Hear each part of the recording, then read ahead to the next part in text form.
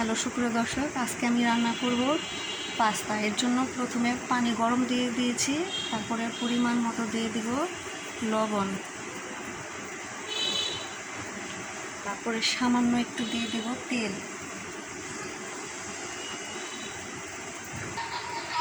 তারপর দিয়ে দেবো পাস্তাগুলো।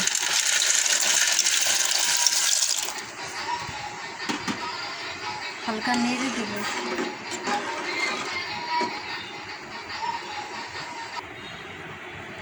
এখানে আমি 1 প্যাকেট দিয়ে দেবো স্টিক নুডলস।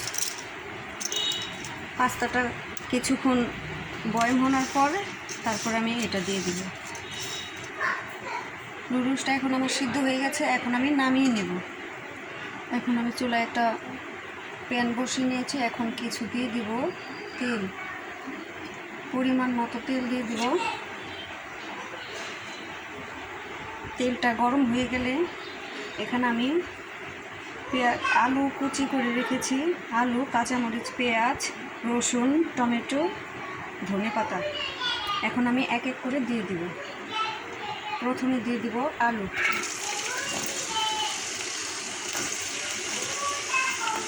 আলুগুলো হালকা ভেজে নেব বাদামি কালার করে।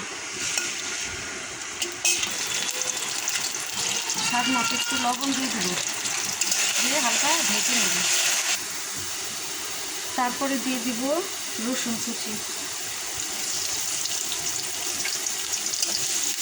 তারপর দিয়ে দিব পেঁয়াজ কুচি,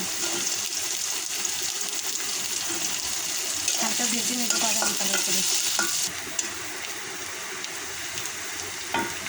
এখন আমি দিয়ে দেবো এখানে টমেটো কুচি, তারপর দিয়ে দেবো কাঁচামরিচ কুচি,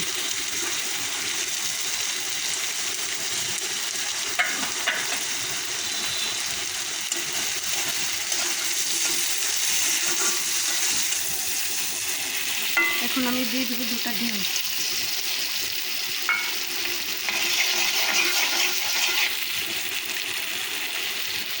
এখানে দিয়ে দেব নুডলসের মশলা।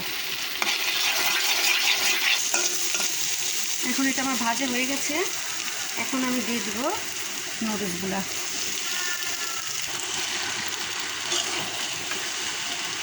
নেড়ে চেড়ে মিশিয়ে নেব। এখন আমি 2 প্যাকেট দিয়ে দেবো ম্যাগি মশলা।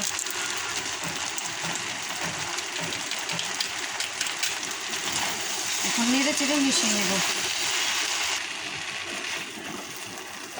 এখন আমি দিয়ে দেব ধনেপাতা কুচি,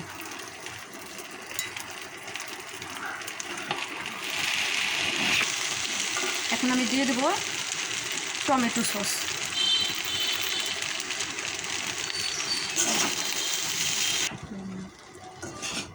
এখন আমি দিয়ে দেব বেশ কিছু চিজ,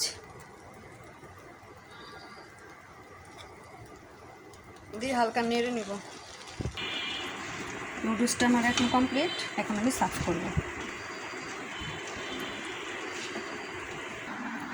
এখন আমি উপরে থেকে একটু টমেটো কেচাপ দিয়ে সার্ভ করে নেব।